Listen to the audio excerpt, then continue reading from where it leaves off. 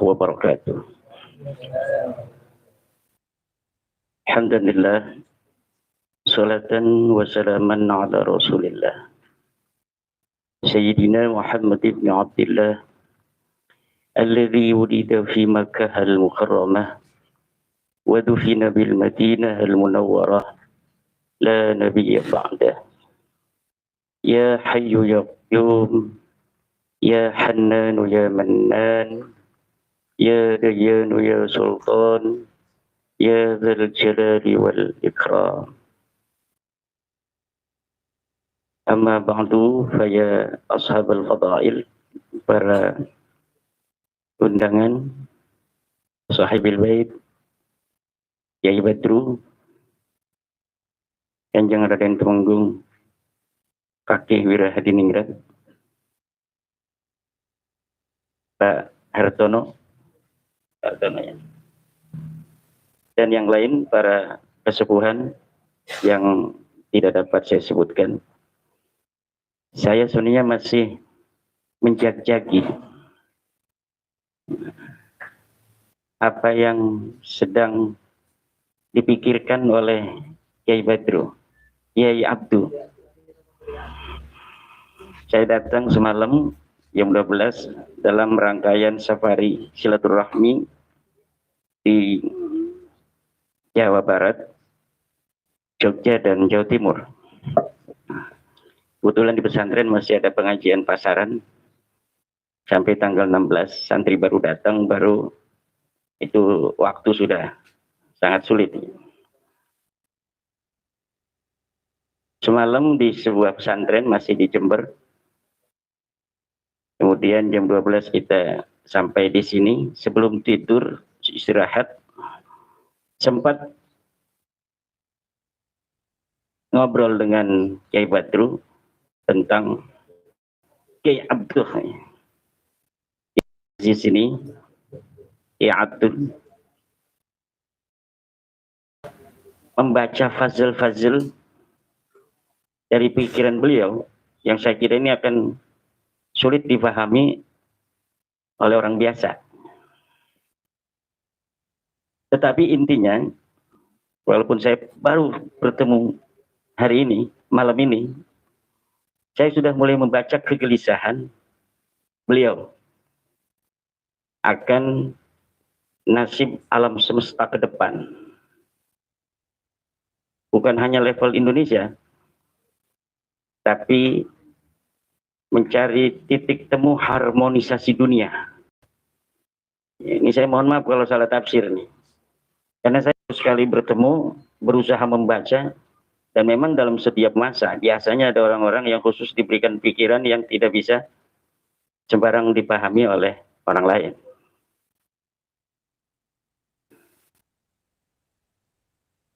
Beberapa bulan yang lalu memang sudah pernah nelpon Kiai ya.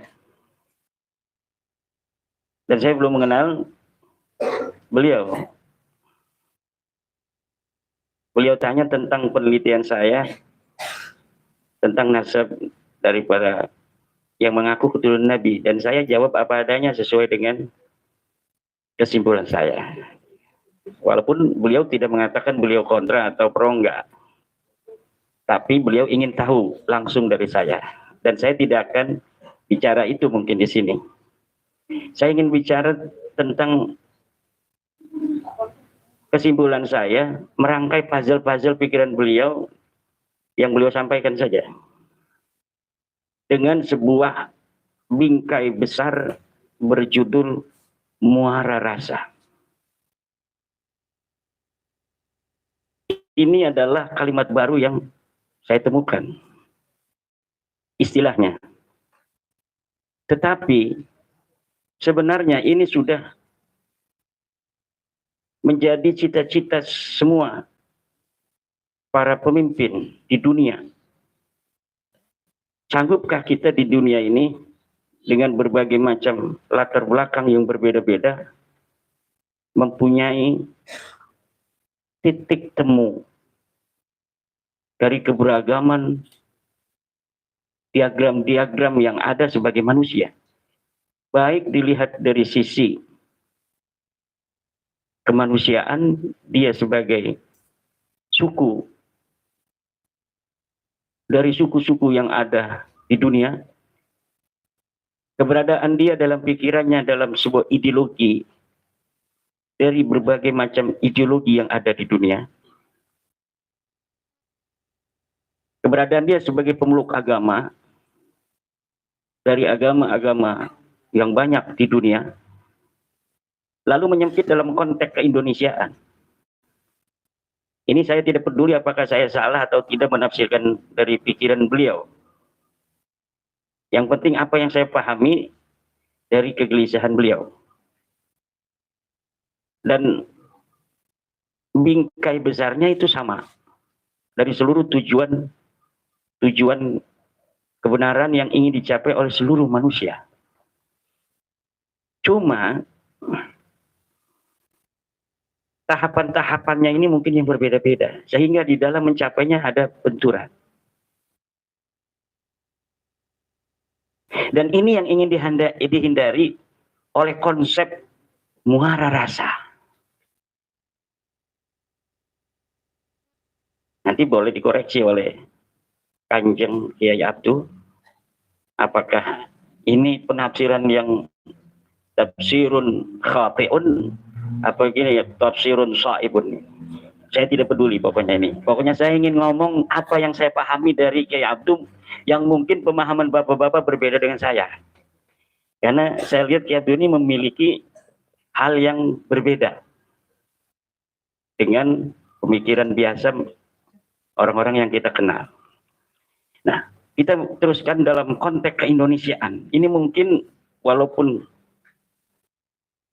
tujuan tempur dari muara rasa ini adalah konteks global, mungkin sebagai seorang Indonesia, kita harus mengkerucutkan cita-cita besar itu untuk dalam konteks Indonesia dulu.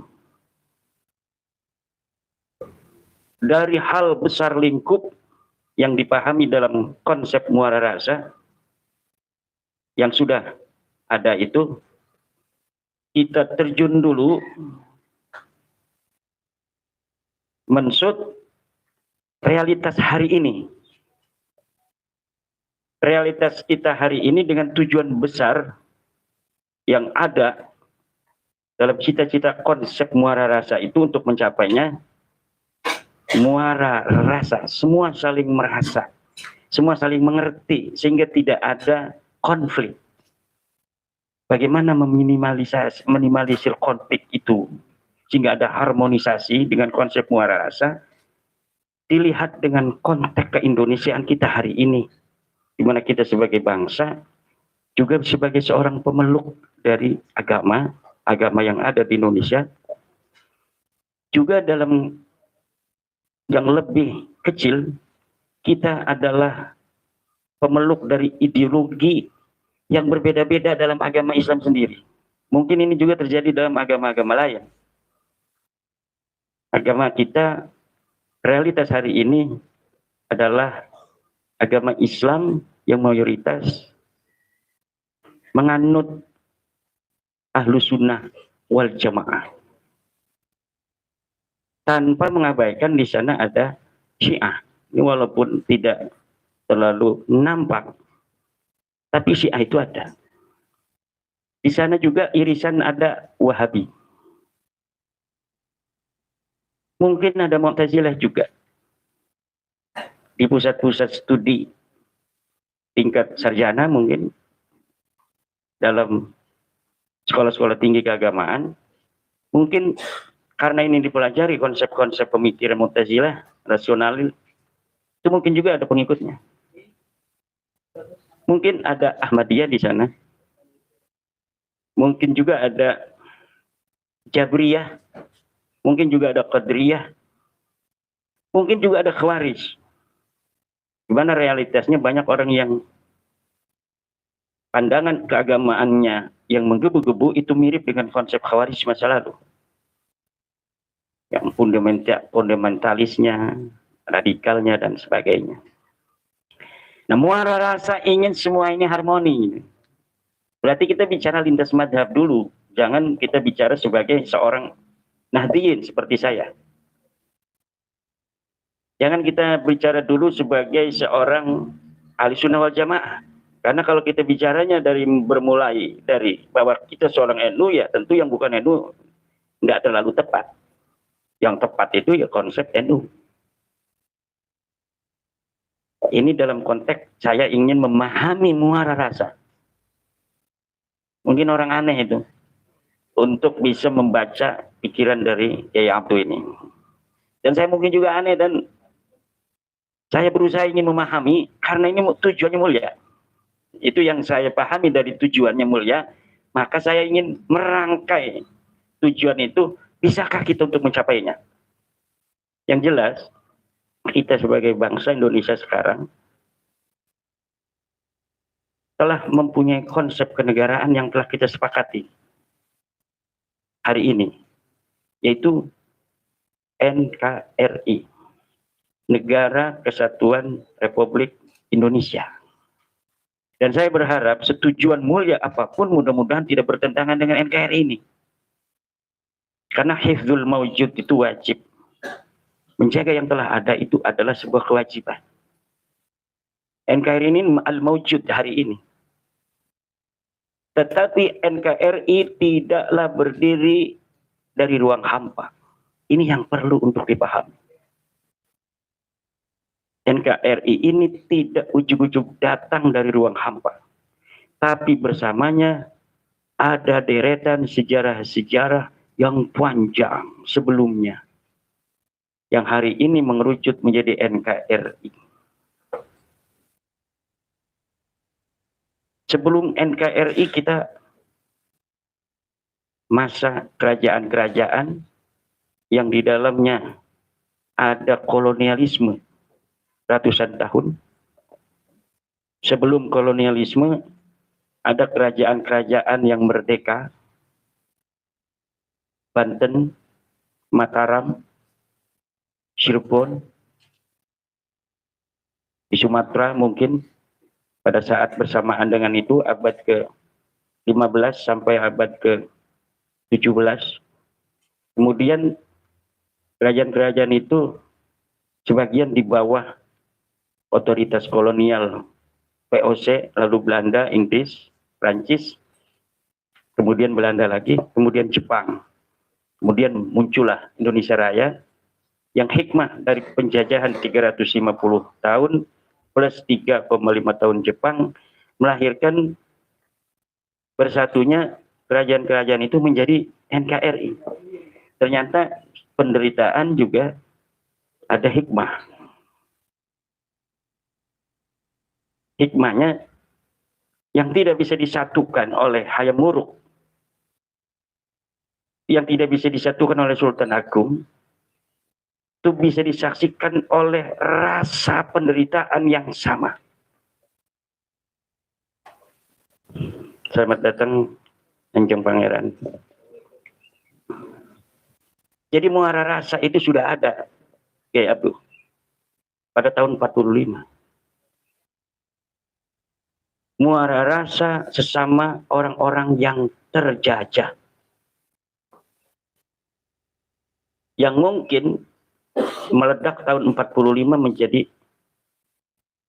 hari kemerdekaan. Sebelumnya itu harus ada orang-orang yang menggelorakan kesadaran akan jati diri kita masing-masing. Tanpa ada orang-orang yang menggelorakan kesadaran, rasa-rasa bahwa kita sedang dijajah itu, tidak akan ada kemerdekaan. Jadi muara rasa itu energi yang kemudian menjadi pergolakan, pemberontakan untuk menghancurkan sebuah kesadaran bahwa kita sedang dijajah. Maka muncullah kemerdekaan 17 Agustus. Sebelumnya ada yang menggelorakan Sultan Agung Tirtayasa 1654, kemudian 51, 54, 1682 perang dengan VOC. Sultan Agung Tirtayasa, Sultan Agung Mataram menggelorakan kesadaran kita sebagai bangsa untuk juga melawan penjajah. Tidak berhasil. Masih panjang perjalanan, kadang kalah, kadang menang. Seluruh Indonesia pun sama. Ada setiap penderitaan jajahan, ada orang yang diberikan kepedulian, diberikan ruh, energi oleh Allah, yang energinya cukup datang ke satu orang, kemudian disalurkan kepada banyak orang, sehingga menjelma menjadi materi-materi perjuangan. Itu dari mulai kesadaran muncul sampai titik muara rasa dirasakan oleh seluruh bangsa Indonesia itu panjang. Gak boleh kita berjuang simsalabim, harus ingin langsung ketemu titik terangnya, keberhasilannya. Dan tidak boleh kita berjuang harus pada masa kita, perjuangan itu harus berhasil sehingga kita jadi pahlawan. Dan menikmati dari apa yang kita perjuangkan. Itu bukan pahlawan, pedagang perjuangan. Apa yang kita bisa mulai hari ini dalam perjuangan,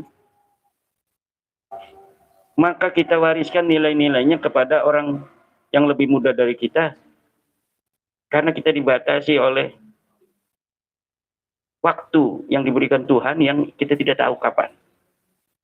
Kita boleh mati,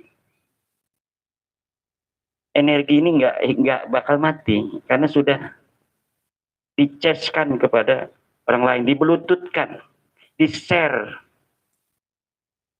kepada orang lain. Kalau hanya berbentuk materi, pusat perjuangan berbentuk sebuah gedung yang besar, pertahanan militer yang kuat, benteng yang kokoh, dinuklir habis. Kalau kekuatan itu hanya materi.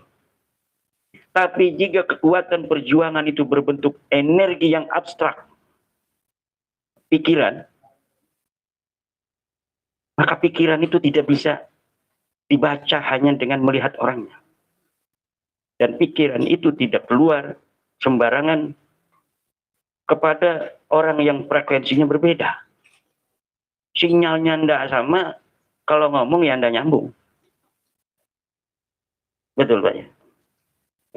Kita punya HP, saya Telkomsel, saya ngisi energinya XL, saya bayar 100.000, tidak masuk. Nomornya saya kasih sama nomornya. Tetapi providernya saya Telkomsel, diisi XL ini, saya bayar, udah 1 juta, kalau 100.000 udah bisa masuk, saya bayar ini 1 juta. Tapi usahakan supaya masuk ini kepada Telkomsel saya. Nggak bisa. Harus satu frekuensi. Baru bisa dipahami oleh Telkomsel ini. Walaupun 5.000 perak ngirimnya masuk. Apalagi ngirimnya 1 juta. Nah, inilah kemudian kita kembali lagi. Tadi sedang kita lihat tuh, Sultan Tirtayasa, Sultan Agung, perang kan? Kalah, menang, kalah, menang. Akhirnya belum bisa dipahami. Katanya biarin dah takdir kita nih dijajah.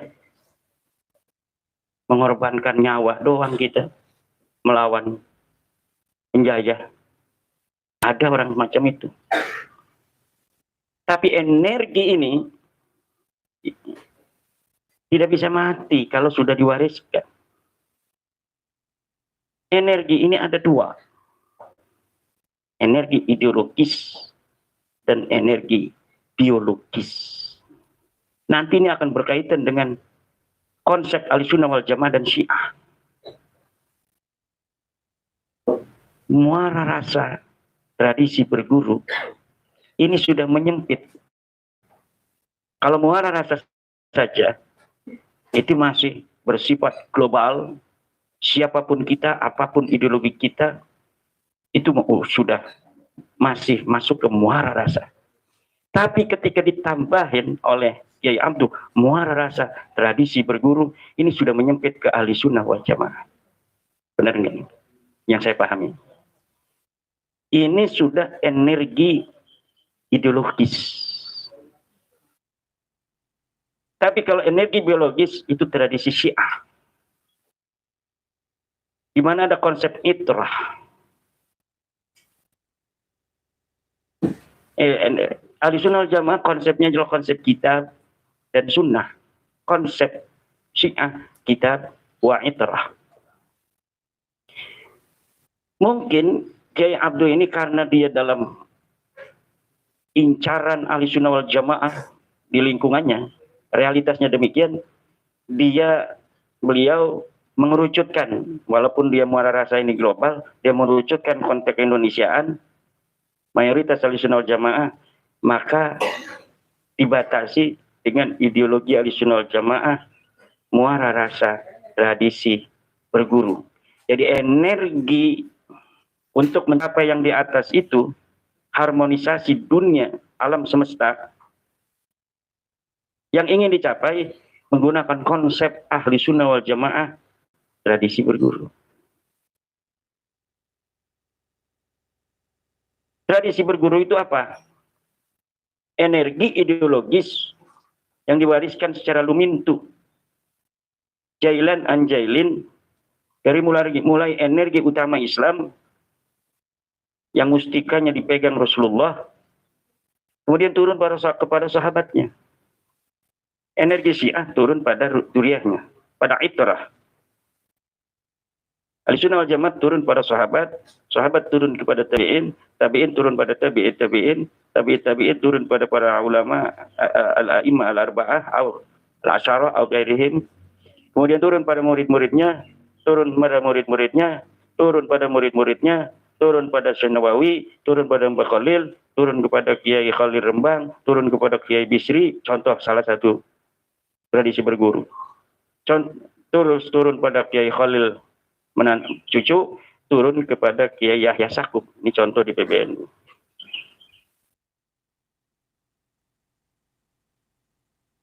Kalau konsep energi ideologis pecahan Ahlussunnah wal Jamaah, mungkin nanti mentok kepada Albani, pada Ibnu Utsaimin dan sebagainya, Salafi Wahabi hari ini. Itu masih tradisi berguru. Nah, tradisi berguru Indonesia, kalau ingin harmoni, jangan bergeser. Karena kalau tradisi berguru ini bergeser dari sanadnya, akan ada benturan. Tidak akan ada harmoni. Jadi minimalisir konflik itu sulit terbentuk dan terwujud. Jadi tujuan muara rasa di sana untuk menciptakan harmonisasi alam semesta yang dalam konteks Indonesia harmonisasi Nusantara itu sulit terwujud apabila tradisi berguru zigzag. Karena tradisi berguru yang zigzag ini akan melahirkan sebuah friksi kecil-kecilan yang lama-kelamaan akan berbenturan ketika masing-masing sudah punya kekuatan. Nah, bagaimana nanti dari tradisi berguru ini dalam konsep Ahlussunnah wal Jamaah, dia bukan menjadi pemicu konflik, tetapi titik common platform di dalam setiap kita menyelesaikan masalah bangsa. Jadi ada kesepuhan yang ditokohkan dari sebuah komunitas, simpul-simpul tradisi berguru itu. Lalu jika ada letupan, maka kesepuhan dari simpul-simpul tradisi berguru ini mudah untuk dipupuskan percikan-percikan letupan itu. Realitas kita hari ini, semua kiai Jawa Ahlussunnah wal Jamaah yang punya pesantren besar, pesantren setengah besar, pesantren kecil. Ada sekarang pesantrennya besar, nggak ada santrinya. Ada pesantrennya kecil, santrinya banyak, tidurnya sampai di luar-luar karena dia nggak ada akses menuju kue-kue pembangunan. Kiainya nggak mau bikin proposal, nggak mau bikin surat izin pendirian ke Kemenag. Ada kiai yang masih begitu, di Banten banyak kiai yang nggak mau bikin surat izin pendirian, tidak mau dicatat di Kemenag, itu banyak. Tapi semangat dia dalam menjaga tradisi keguruan, menciptakan para ulama-ulama besar. Seandainya paling antara 5 sampai 50 orang, banyak sekali di Banten. Dia cukup dengan apa yang dia nikmati dari kekurangan fasilitas, kekurangan tempat belajar, kekurangan tempat asrama dan sebagainya. Dia tidak menuntut dan dia tidak menyalahkan pemerintah. Ini banyak. Bahkan ada yang tidak mau ditawarin bantuan. Ada yang dia tidak sibuk-sibuk nyari-nyari, tapi kalau ditawari dia terima. Ada. Ini ngomong tradisi guru dengan realitas pondok pesantren yang ada. Ada yang dia tidak mencari, ketika ditawari bantuan dari negara dia tidak mau. Tidak mau. Alasannya bisa bermacam-macam. Satu, tidak ingin ada intervensi dari kurikulum. Dua, alasan-alasan warok. Tiga, ada yang masih beralasan negara itu penjajah. Bahkan di Banten banyak masih kiai yang anaknya tidak boleh sekolah. Hanya suruh bisa baca satu kelas 1, kelas 2. Kemudian berhenti, langsung dipondokkan. Kenapa? Karena katanya kalau sekolah nanti jadi opas Belanda. Mungkin keluarga saya yang pertama lulus aliyah. Sebelumnya tidak ada yang sekolah. Mondo-mondo aja. Kemudian Belandanya udah pergi, konsep anti Belanda masih ada. Kemarin mau nyari PLT gubernur, susah nyari orang Banten asli. Karena relatif orang Banten dulu, mulai, tetapi pangkatnya masih kecil, sekarang masih rendah. Nggak mau masuk jadi pegawai negeri. Anak-anak kiai itu nggak mau masuk pegawai negeri. Kemerdekaan ternyata tidak serta-merta menghilangkan perasaan kita benci terhadap penjajahan. Jadi dulu itu mereka tidak mau sekolah milik Belanda karena benci pada penjajah. Sekarang sekolahnya ada, Belandanya pergi, tetap tidak mau sekolah. Masih banyak. Dan hari ini masih ada yang tidak mau sekolah. Saya bikin pesantren Salafiyah 2002 sampai 2010 baru ada madrasah. Itu pun dengan SMS. Kamu menjembelih guru kamu sendiri. menyembelih guru. Artinya menyembelih guru itu artinya tradisi bergurunya kamu berbeda. Sekarang sudah kayak Belanda bikin sekolahan. Itu realitas bahwa masih ada hari ini circle anti penjajah yang sampai pada hal-hal yang tidak masuk akal pun, karena itu adalah sebuah konsep yang dilahirkan, energi yang diwariskan dan ditradisikan, seakan-akan tidak bisa berubah. Itu hebatnya sebuah energi ideologis. Energi ideologis yang kadang waktunya tidak tepat tapi masih ada. Pakai celana, NU pernah mengharamkan celana panjang, Yai. Jadi sarung itu bentuk perlawanan terhadap penjajah. Penjajahnya sudah pergi, bentuk perlawannya masih ada sampai hari ini, kita pakai sarung. Fatwa, bukan fatwa, di NU itu hasil bahsul masail, pakai dasi haram sebelum merdeka itu. pakai sarung, pakai celana panjang, haram. Kenapa? Fatwa ketika itu, walaupun tidak langsung pada tahun sebelum 45 itu ada fatwa perang dari NU, karena fatwa perang itu baru keluar ketika negara Indonesia sudah merdeka, Belanda mau kembali menyerang ke Indonesia. Baru keluar fatwa jihad yang ditandatangani 22 Oktober 45 yang kemudian melahirkan perang Surabaya 10 November. Di antaranya karena adanya fatwa daripada Nahdlatul Ulama. Yang disebut waktu itu bukan fatwa, resolusi jihad 22 Oktober yang menggerakkan kaum santri yang biasanya ngaji di pondok, di kobong, kemudian melemparkan kitabnya, melemparkan pulpennya, ikut bersama komponen bangsa lainnya untuk berperang. Yang tentu komponen bangsa lain yang sudah ada itu sebelumnya mendapat pelatihan dari Jepang dan mungkin masih ada sisa-sisa kenil dan sebagainya. Jadi saling melengkapi. Nah, muara rasa kemerdekaan itu muncul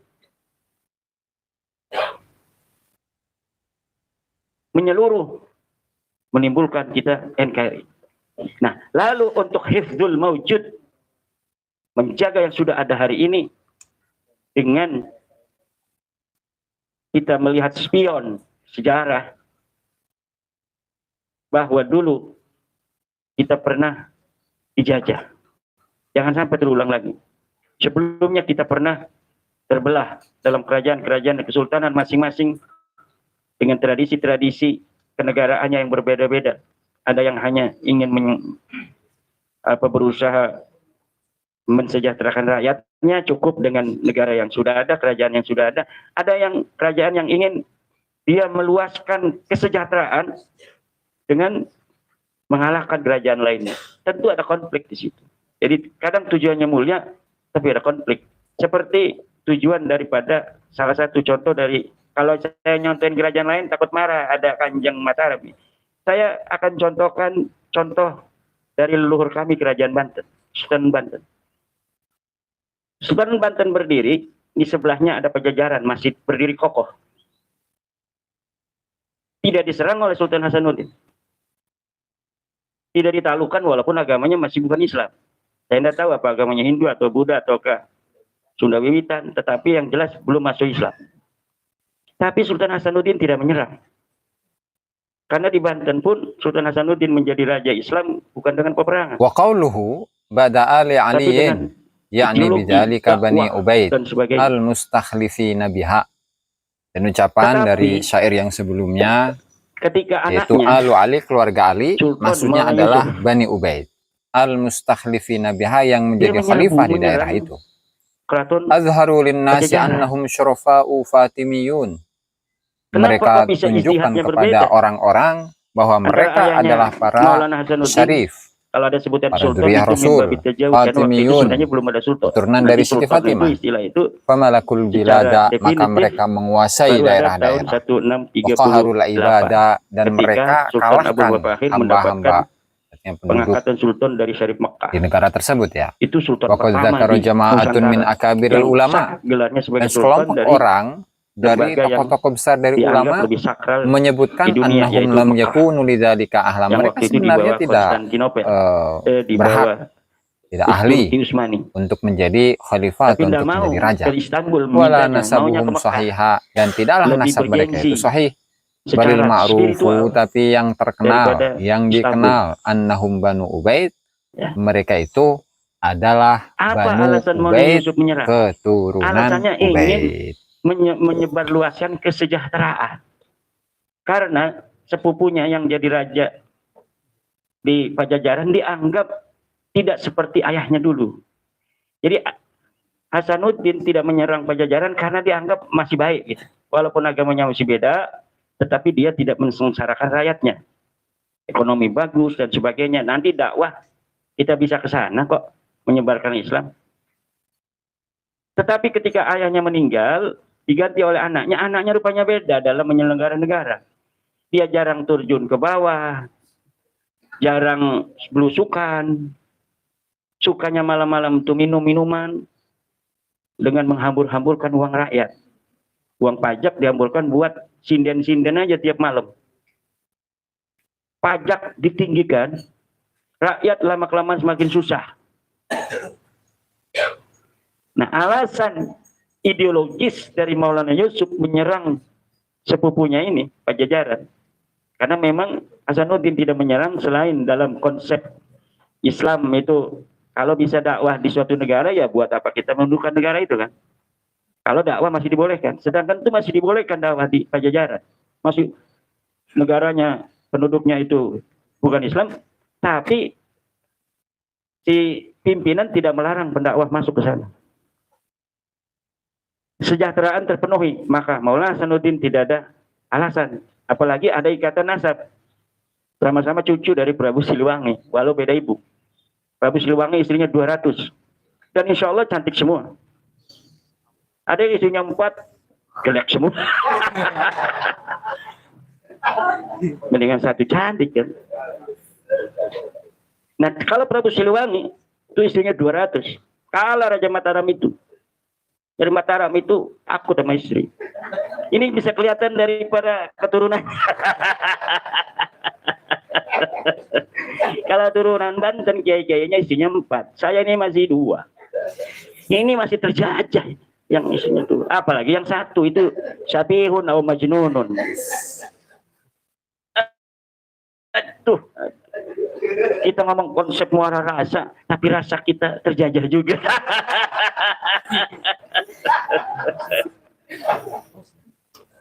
Nah ini, kita kembali. Nah, kemudian sebelum kerajaan-kerajaan itu, baik yang Islam maupun yang non-Islam, pada masanya Mataram, Banten, Cirebon, Sumedang. Sebelumnya itu ada Mojopahit, ada Demak. Belah sana ada Sunda dan Galuh. Sebelumnya di sana ada kerajaan Salakanegara, mungkin Tarumanegara. Di Jawa sebelumnya ada Singosari, ada Majapahit, Singosari, Medang, Kalingga, ya, Tumapel, segala macam itu. Kita Indonesia ini tidak berdiri di ruang hampa. Ada orang-orang yang secara turun-temurun ideologis merasa memiliki Indonesia. Dan secara Islam, hari ini realitas. Ada dari kita yang merasa memiliki ideologis keislaman, ada yang merasa memiliki biologis keislaman Indonesia. Dan dua-duanya hari ini lagi marah. Ideologis keislaman Indonesia sekarang ditampung oleh pengurus besar Nahdlatul Ulama. Biologis keislaman Indonesia hari ini adalah keturunan Wali Songo. Ini yang perlu rasa ini disatukan.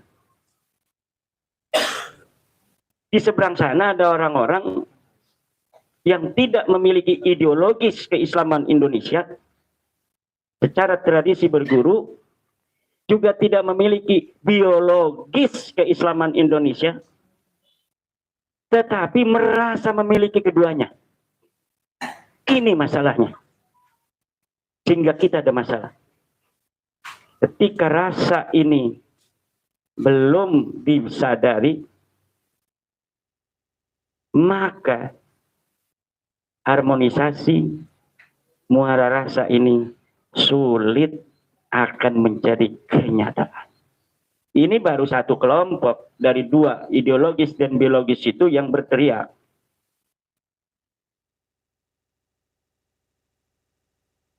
PBNU masih diam. Itu adalah ideologis keislaman Indonesia, diam. Tapi biologis keislaman Indonesia merasa bertanggung jawab bahwa sebagai pewaris biologis para penyebar agama Islam di masa lalu di Indonesia, tidak rela, malu Dulu leluhurnya ngajak-ngajak ke Islam, sudah di Islam dijajah, dijadiin budak. Merasa bertanggung jawab. Walaupun yang ingin diperdekakan itu malah menyerangnya. Enggak apa-apa. Wong Nabi Muhammad SAW dulu mengajak ke surga, mengajak enak, 70 bidadari bakalnya itu, perempuan cantik-cantik di surga. Tajri minta tialan hara, ayo diajak ke surga. Nggak mau, malah Nabi yang ngajak ke surga dibunuh. Berusaha dibunuh walaupun tidak sampai terlaksana. Ditimpahin, ditimpugin, dicaci maki, huwa majnunun, huwa sahirun. Turunlah ayat isbir ala ma yaqulun. Nah, biologis keislaman Indonesia ini sekarang rasanya, rasa mereka ini sedang terjadi sesuatu. Merasa malu kepada umat Islam. Merasa malu terhadap sejarah. Kalau leluhur mereka yang mengislam, sudah Islam anak keturunan jadi budak. Dari sebuah doktrin berbingkai keagamaan. Setelah dikonfirmasi dalam keagamaan itu sendiri tidak ada, tidak begitu. Dipalsukan. Doktrin palsu. Doktrin yang tidak sesuai dengan ajaran universalitas Islam yang egaliter. Ini masalahnya ya. Nah, sementara yang ideologis banyak pikiran. Ideologis, pewaris ideologis Islam Indonesia banyak pikiran. Kebangsaan lah dan sebagainya. Nah, kita pahami enggak apa-apa. Tapi mosok kita semua dua-duanya diam, pewaris ideologis dan pewaris biologis diam. Ya kasihan para orang-orang Islam yang telah terdoktrin. Walaupun tidak semuanya. Bayangkan kalau dua-duanya sudah sadar.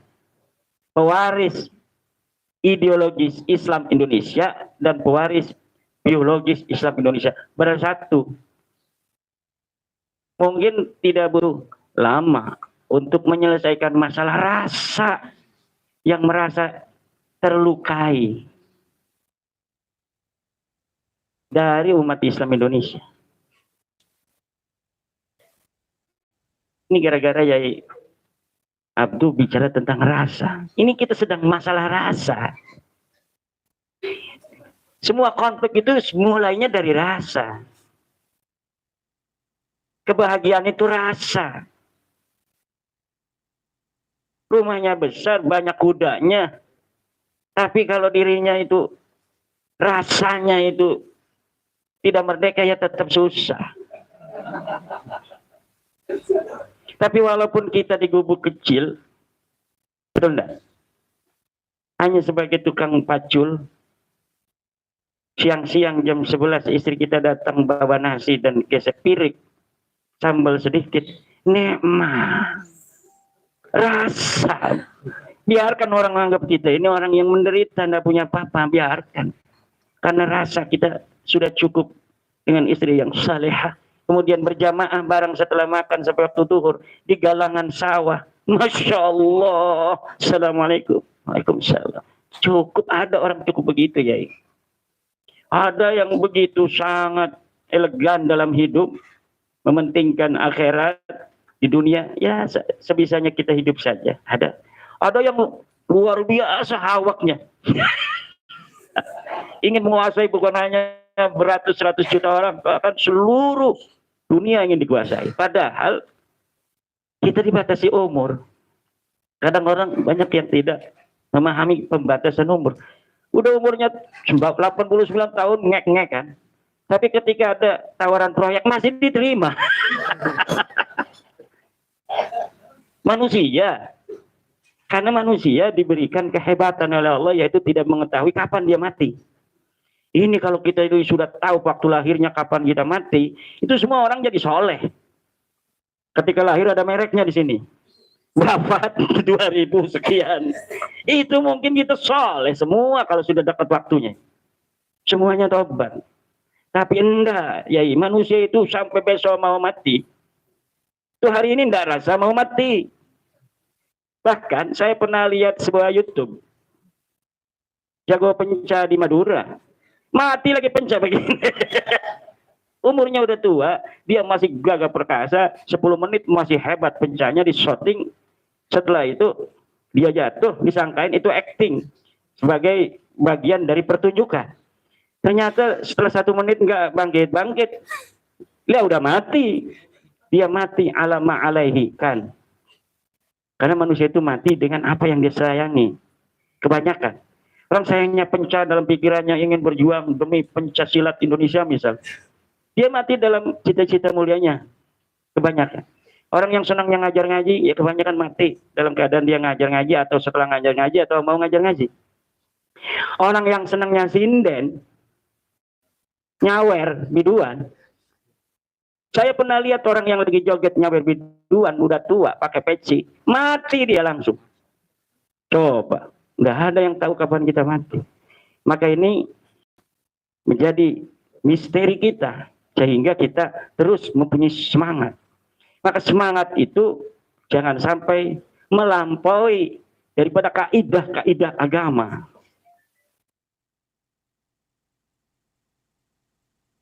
Itulah mungkin yang dapat saya sampaikan. Ini mungkin nanti dibilang oleh Yai Abduh, ini tafsirannya salah semua, ya enggak apa-apa.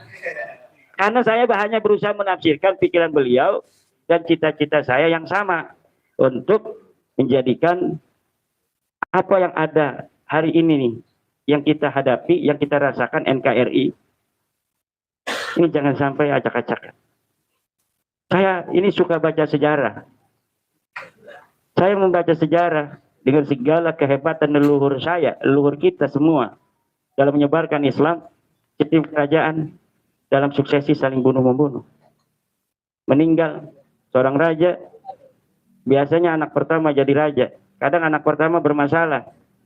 Entah dia kurang cerdas lah, entah apa, entah ibunya sudah meninggal.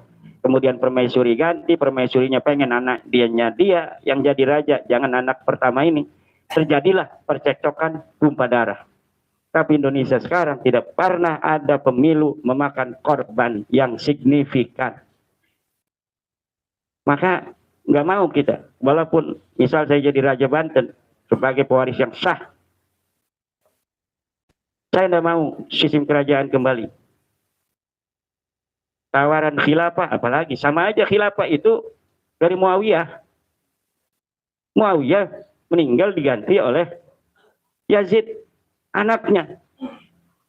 Khilafahnya jangan khilafah Muawiyah dong, khilafahnya khilafah Rasidah. Ya kalau khilafah Rasidah Indonesia, Republik. Nabi Muhammad wafat, diganti oleh Abu Bakar. Bukan anaknya. Bukan biologis. Abu Bakar wafat, bukan Muhammad bin Abu Bakar yang jadi raja, tapi orang lain, Umar ibn Khattab. Umar ibn Khattab meninggal, yang jadi raja bukan Abdullah ibnu Umar, tapi Utsman, orang lain. Utsman wafat, yang jadi raja bukan anaknya Utsman, tapi Ali. Ini sistem demokrasi republik. Jadi khilafah Rasidah itu demokrasi republik. Ya Indonesia ini. Maka kalau kita bicara tentang bagaimana konsep khilafah Rasidah, sistem negara kesatuan Republik Indonesia. Ketika Bung Karno wafat, yang jadi bukan Guntur, tapi Bapak Soeharto. Soeharto wafat, yang gantiin bukan Tommy, tapi Habibie. Habibie wafat, yang gantiin bukan Ilham Habibie, tapi Gus Dur radhiyallahu anhu. Gus Dur wafat, yang gantiin bukan Mbak Yeni, tetapi Mbak Mega. Mbak Mega, Mbak wafat. Ganti ya. Beda ya. Beda konsep kerajaan dengan konsep negara. Mbak Mega selesai masa tugasnya digantiin oleh Bapak SBY. Pak SBY selesai digantiin oleh Bapak Jokowi. Seorang pengusaha bangku bisa jadi raja di Indonesia. Kesempatannya sama. Coba kalau kerajaan, saya jadi raja, ya anak saya doang jadi raja. Anaknya Yai Badrun nggak bisa. Kalau pengen jadi raja saya bunuh. Betul nggak? Nah ini udah, Indonesia ini luar biasa. Ini adalah konsep negara yang menurut saya sangat adil untuk kemanusiaan. Seperti khilafah Rasyidah zaman sahabat Nabi. Jangan sistem khilafah lagi. Ujung-ujungnya nanti siapa orang yang jadi raja pertama diteruskan oleh anaknya. Walaupun konsep awalnya kita menirunya nanti khilafah Rasyidah. Jangan khilafah Bani Umayyah atau Bani Abbasiyah atau Bani Fatimiyah atau Bani Utsmaniyah. Raja kalau sudah kekuatannya di tangan dia bisa ganti itu undang-undangnya. Muawiyah pun pertamanya tidak seperti itu. Tapi ketika dia sudah kuat, dia jadi raja. Siapa saja yang jadi patihnya harus nurut pada dia. Kanjeng Patih, jangan begini. Kalau enggak, gue singkirin Kanjeng Patih. Takut. Nah, begini saja konstitusi Negara Kesatuan Republik Indonesia dengan berbagai macam dinamikanya, kekuatannya, karena berasal dari ruh bangsa Indonesia semesta. Ini masih bisa diakal-akali nama politisi. Undang-undangnya Anda boleh maini apa? Bagi uang tuh, maini politik. Tapi kenyataannya money politik di mana-mana yang Anda bisa dipegang. Kalau dipegang, semua calon dipegang. Karena semuanya ngasih duit. Betul enggak? Tetapi dengan segala macam kekurangan itu dalam politik kita, tidak seperti zaman kerajaan, resikonya nyawa. Tidak ada pertempuran perang pedang, yang sekarang ada pertempuran amplop saja. Siapa orang dulu yang senjatanya lebih hebat, tentaranya lebih banyak, dia menjadi super power di masanya. Sekarang siapa yang ngasih lebih tebal amplopnya, insya Allah menang. Nah itu menurut saya itu jelek itu, tapi resikonya kecil bos. Paling gila dia kalau nggak jadi, sendiri doang dia yang gila.